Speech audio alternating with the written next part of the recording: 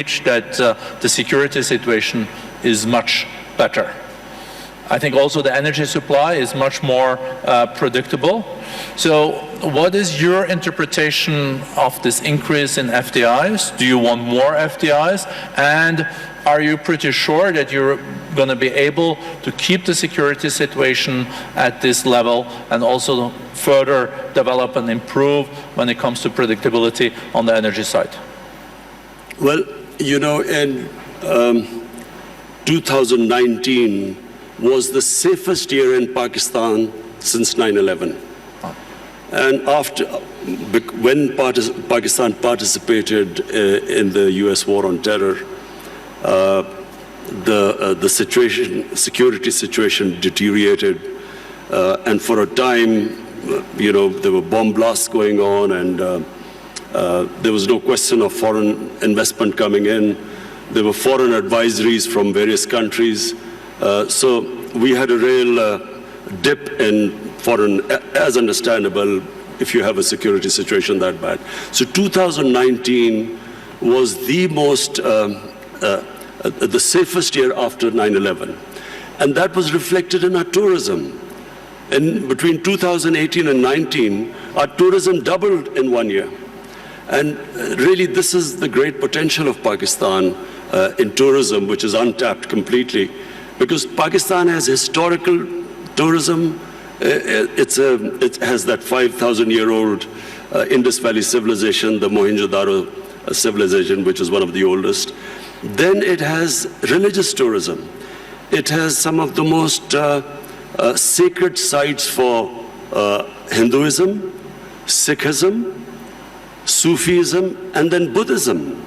There's some, the center of Buddhist civilization was the Gandhara, which is north of Pakistan. So we have religious tourism.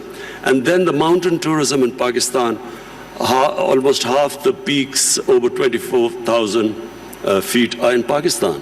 So it is untouched as yet, and our concentration for providing jobs to people and improving the growth rate is now on tourism. In fact, without us doing anything, tourism has doubled, and people are finding it difficult to have hotels or places to stay. So we are now inviting tourism investment in tourist resorts. So maybe I'm at least one of the few Norwegians that have visited up in the Swat Valley. It's beautiful, and you also have beautiful other places. I think Swat Valley used to be the honeymoon place even in Pakistan. Is it now also, you see tourism also in these areas where the Pakistani Taliban used to run, and you're not concerned that Pakistani Taliban can come back, and you're pretty sure that this is on safe footing? You see, in Pakistan now, virtually there's no terrorism in Pakistan, and I have to pay tribute to our security forces. They did such a brilliant job, and it was for a while, we went through a really difficult period, but thanks to them, there is hardly any terrorism. I mean, you have the odd problem, but you know that you have anywhere in the world. Problem now is we need peace in Afghanistan and stability. Whatever terrorism now comes into Pakistan every now and then is from Afghanistan, and that's why this peace process in Afghanistan is very important. The quicker Afghanistan settles this peace and stability, it's not just only good for Pakistan from the terrorism point of view, but also the connectivity to Central Asia, and which will benefit both Afghanistan and Pakistan. Are you, Mr. Prime Minister, optimistic that there can be a deal between Taliban and the government in Kabul? Americans are very much involved in this. You're also contributing. Is it possible this year? And do you think Taliban will also engage in a deal that will respect the rights of girls' education, women, and those areas where there have been progress in Afghanistan? Well, the first thing is that there has to be peace. And that can only happen if Taliban and the Afghan government, they sit together and there's a political settlement. That has to be the first step. Just my view, I do not think that, the saying that you only cross the river once. What was in 2001 is not going to be now the case if and when Taliban and the Afghan government come together, because so much has happened since then. So I think it would be a completely different scenario. But the most important thing right now, and it's not going to be easy, but it is the only option, that the Taliban and the Afghan government sit together. Whenever that happens, it will have turbulence, but it is the only way forward. There is not, and there never was, a military solution in Afghanistan. Mr. Prime Minister, as you also alluded to and mentioned, you have also initiated initiatives to have Saudis and Iranians de-escalating and trying to establish dialogues. You are able, as a nation, to have pretty good relations, both Iran, Saudi Arabia, UAE, and other Gulf states. If you look at the escalation that we have seen lately, some people even talk about this Middle East being at an inflection point, and there is no way back, and there are those that are more optimistic that there will be a de-escalation.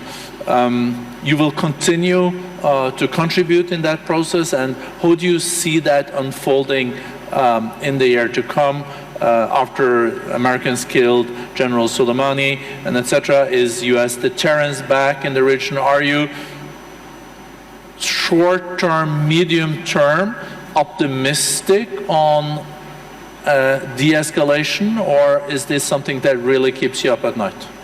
Look, let me just first of all make a statement. I do not understand why countries go to resolve the differences through military conflicts. Because whenever, and this is just in our lifetime we've seen this, the moment you start a military conflict, you don't know where it is going to go. You can start a conflict, you don't know when it will finish.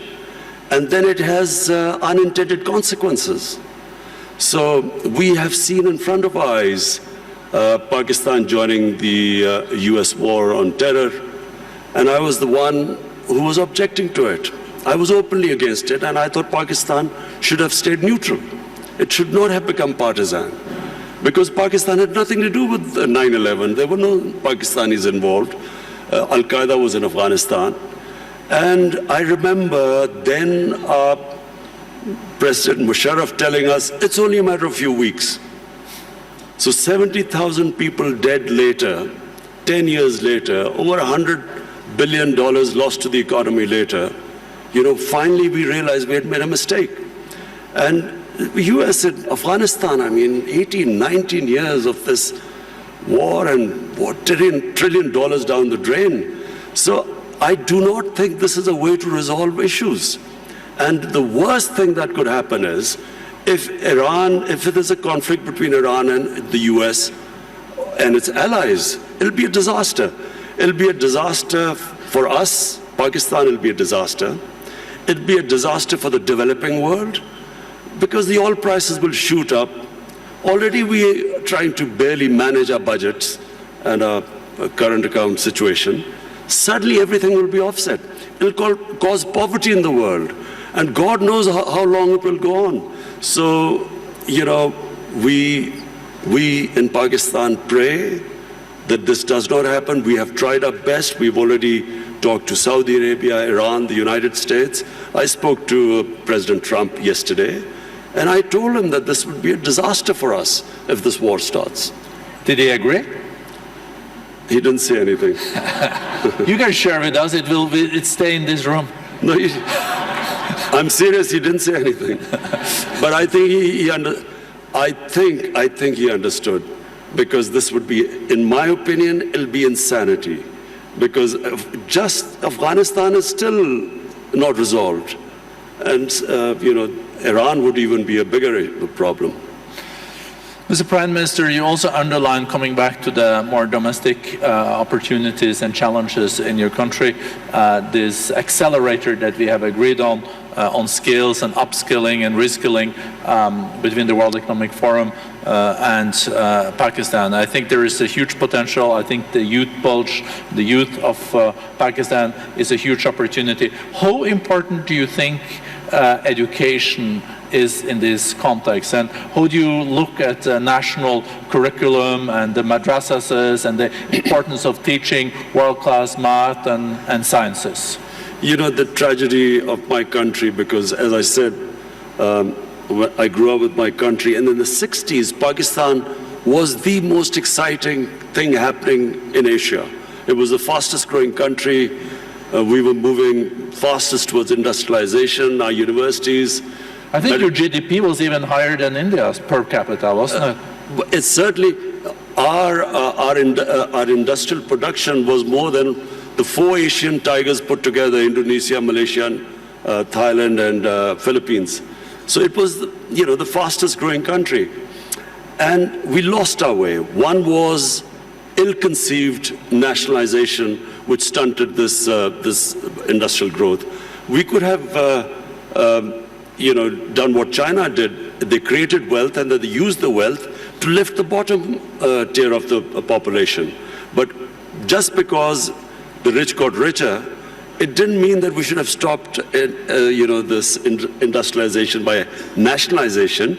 We should have just had a more equitable growth.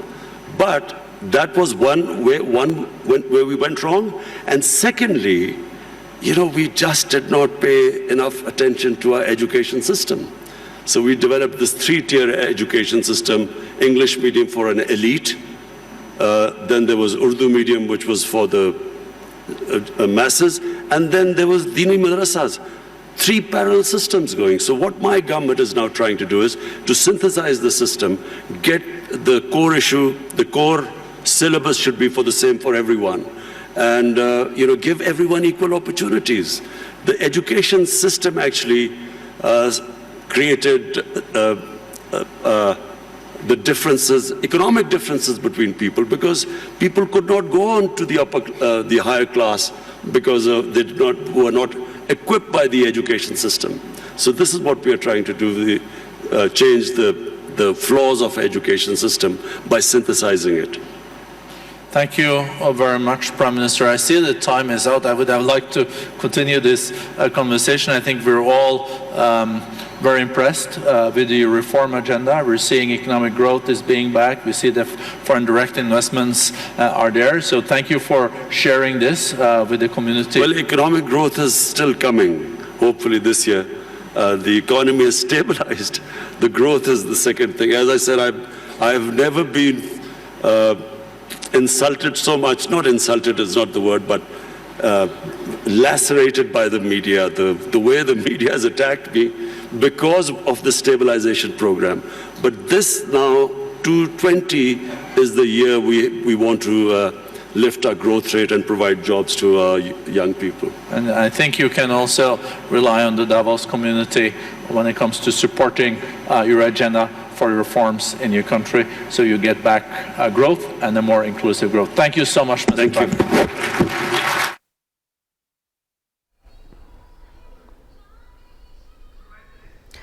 DeVos में वज़ीर-ए-आज़म इमरान खान आलमी इक़्तिसादी forum के ख़ुसूसी session में उन्होंने शिरकत की है और बात करते हुए उनका ये कहना था कि ट्रंप को सूरत हाल से आगाह कर दिया है। अमेरिका और ईरान के दरमियान जंग नहीं होनी चाहिए है, जिस पर उन्होंने कोई जवाब नहीं दिया।